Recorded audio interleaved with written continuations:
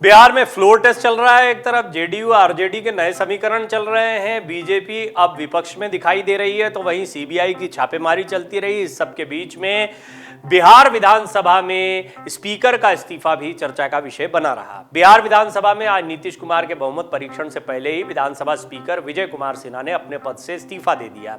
इससे पहले आरजेडी विधायकों ने उनके खिलाफ अविश्वास प्रस्ताव का नोटिस दिया था, जिसे सिन्हा ने खारिज कर दिया था। इसके बाद देवेश चंद्र ठाकुर परिषद के नए सभापति होंगे और महागठबंधन के उम्मीदवार देवेश चंद्र ठाकुर सभापति पद के लिए निर्विरोध निर्वाचित कर लिए गए हैं। विजय कुमार सिन्हा कौन है, सबसे पहले तो ये बता देते हैं आपको। विजय कुमार सिन्हा भारतीय जनता पार्टी के सदस्य हैं। वो बिहार विधानसभा के अध्यक्ष थे, लेकिन अब अपने पद से इस्तीफा दे दिया है। वो 2010 से बिहार के लखीसराय विधानसभा क्षेत्र से विधायक हैं। विजय सिन्हा को इस्तीफा क्यों देना पड़ा? सत्ताधारी जेडीयू और आरजेडी लगातार विजय कुमार सिन्हा के इस्तीफे की मांग कर रही थी। बुधवार को बिहार विधानमंडल के विशेष सत्र की कार्यवाही के दौरान बीजेपी विधायक और स्पीकर विजय सिन्हा ने पहले सदन को संबोधित किया और इसके बाद अपना इस्तीफा देने की घोषणा कर दी। हालांकि उनके इस्तीफे के कयास पहले ही लगाए जा रहे थे, पहले ही ये स्पष्ट था कि उन्हें इस्तीफा देना पड़ेगा। विजय सिन्हा ने सदन में कहा कि उन्हें बहुमत से सदन का अध्यक्ष चुना गया था, लेकिन वर्तमान राजनीतिक हालात में बहुमत मेरे पक्ष में नहीं है, इसलिए मैं अपने पद से त्यागपत्र देता हूं। उन्होंने कहा कि लोकतंत्र में परिस्थितियां और समय दोनों महत्वपूर्ण होती हैं। परिस्थितियां कैसे बदल गई? पहले बीजेपी जेडीयू की सरकार चल रही थी, बहुमत पक्ष में था, विजय सिन्हा को सभापति बनाया गया था। जेडीयू जैसे ही बीजेपी से अलग हुई, उसके बाद से ही लगातार ये साफ हो गया था कि विजय सिन्हा भी अपने पद पर नहीं रहेंगे। हाँ, सरकार रहते हुए भी विजय सिन्हा और नीतीश कुमार के बीच में जमकर बहस हुई थी। ये भी बहुत चर्चा का विषय बनी थी।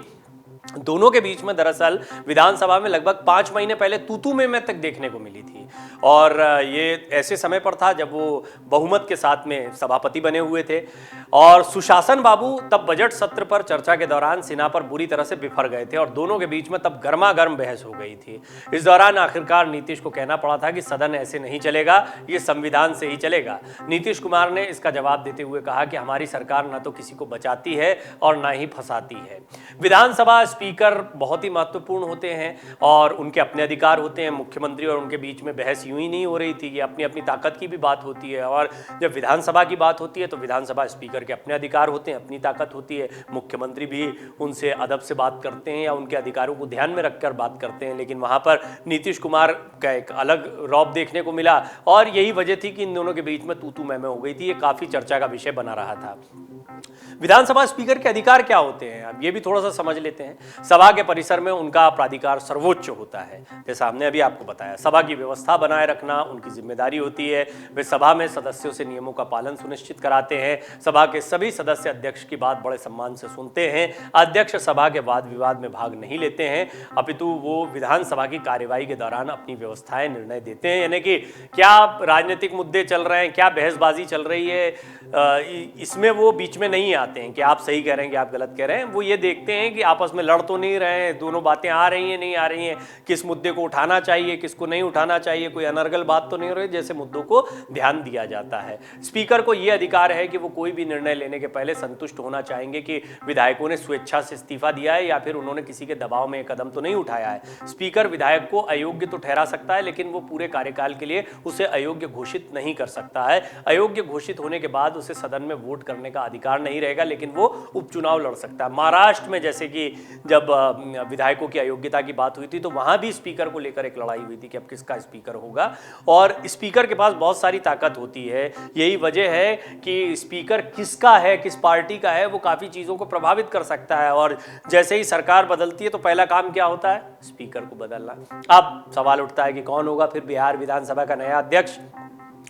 जेडीयू नेता देवेश चंद्र ठाकुर बिहार विधान परिषद के सभापति चुने गए हैं। महागठबंधन के उम्मीदवार देवेश चंद्र ठाकुर सभापति पद के लिए निर्विरोध निर्वाचित हुए हैं। अब बहुमत उनके साथ में है। देवेश चंद्र ठाकुर बिहार विधान परिषद के नए सभापति होंगे। बिहार विधान परिषद सभापति के पद के लिए महागठबंधन के उम्मीदवार के तौर पर देवेश चंद्र ठाकुर ने आज ही अपना नामांकन भी दाखिल किया था। देवेश चंद्र ठाकुर के नामांकन के मौके पर मुख्यमंत्री नीतीश कुमार, डिप्टी सीएम तेजस्वी यादव और पूर्व सीएम राबड़ी देवी समेत महागठबंधन के तमाम नेता मौजूद थे। विजय सिन्हा अब क्या करेंगे? दरअसल विजय सिन्हा विधानसभा में विपक्ष के नेता होंगे। पार्टी के विश्वस्त सूत्रों के अनुसार ये जानकारी मिल रही है। हालांकि अभी देखना होगा, इसके लिए थोड़ा इंतजार करना होगा, लेकिन सूत्रों के हवाले से ये खबर आ रही है कि बिहार विधानसभा में विजय कुमार सिन्हा विपक्ष के नेता बनाए जा सकते हैं।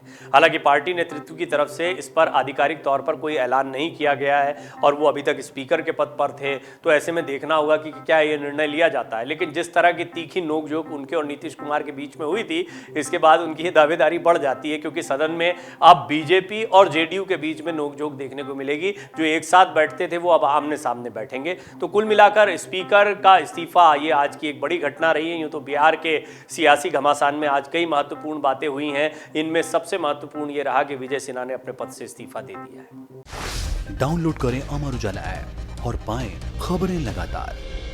अगर आप ये वीडियो YouTube पर देख रहे हैं तो हमारे चैनल को सब्सक्राइब करें और बेल आइकन को दबाना ना भूलें। अगर आप Facebook पर ये वीडियो देख रहे हैं तो हमारे पेज को लाइक करें।